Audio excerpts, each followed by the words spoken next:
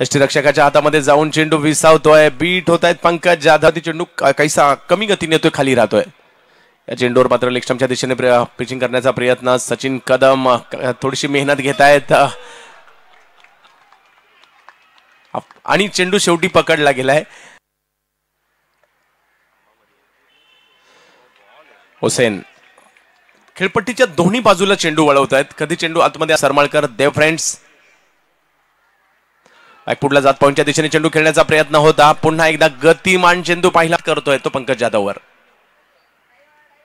पुन्हा एकदा तेच पाहायला मिळतंय. पंकज जाधवच्या विरुद्ध एक वेगळी रणनीती सकाळच्या. पुन्हा एकदा सुरेख सुरेख सुरेख अतिशय सुरेख कॉम्प्युटराइज गोलंदाजी या ठिकाणी होताना पाहायला मिळते. चेंडूंचं या ठिकाणी पाहायला मिळत आहेत.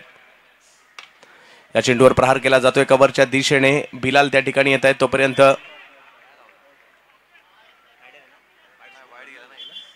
आणि या अतिशय सुंदर गोलंदाजी म्हणावी लागेल. केवळ एक वाईड बॉलचे धाव आहे, अन्यथा